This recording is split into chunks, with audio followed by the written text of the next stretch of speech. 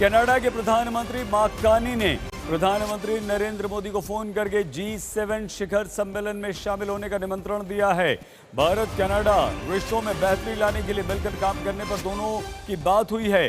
प्रधानमंत्री नरेंद्र मोदी ने कनाडा में 15 से 17 जून को आयोजित होने वाली G7 शिखर बैठक में शामिल होने के संकेत दिए हैं। G7 में 17 जून का दिन भारत समेत गैर सदस्य देशों की आउटरीच का होगा और इस शिखर बैठक के लिए अमेरिकी राष्ट्रपति डोनाल्ड ट्रंप भी कनाडा पहुंच रहे हैं। शिखर बैठक में ऑपरेशन सिंदूर के बाद यह पहला अवसर होगा जब राष्ट्रपति ट्रंप और प्रधानमंत्री नरेंद्र मोदी एक साथ एक कार्यक्रम में शामिल होंगे। इसे लेकर विपक्ष लगातार सवाल खड़े कर रहा था। आइए हम आपको सीधे हमारे संवाददाता प्रणय उपाध्याय हमारे साथ जुड़ चुके हैं। प्रणय, प्रधानमंत्री नरेंद्र मोदी का G7 में शामिल होना जाना और ट्रंप की वहां पर मौजूदगी, इसे हम किस तरह से देखें?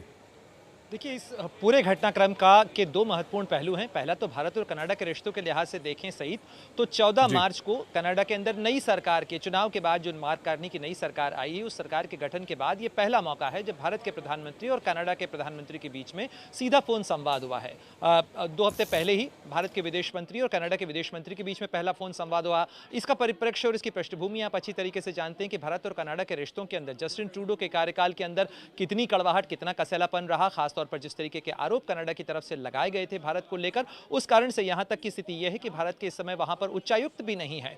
तो इस लिहाज से बहुत सारी चीजें चल रही थी, लेकिन जो सवाल घरेलू राजनीति के अंदर भी उठ रहे हैं ऑपरेशन सिंदूर के बाद में कि क्या भारत अलग थलग पड़ा है, तो इसलिए ये कई लोग सवाल उठा रहे थे कि कनाडा में G7 का आयोजन हो रहा है, भारत के पास न्योता नहीं आया। लेकिन अब वो चीज स्पष्ट हो चुकी है।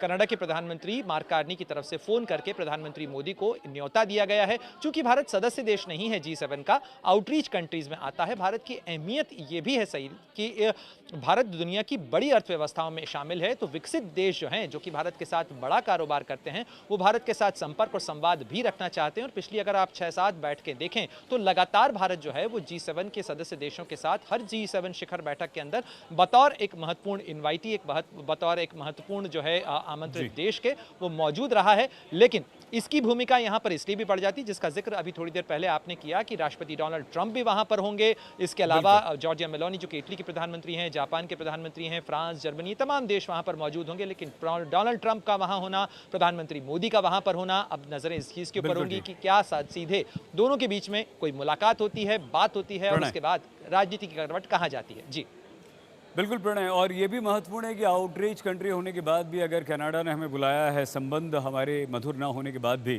तो ये काफ़ी महत्वपूर्ण है।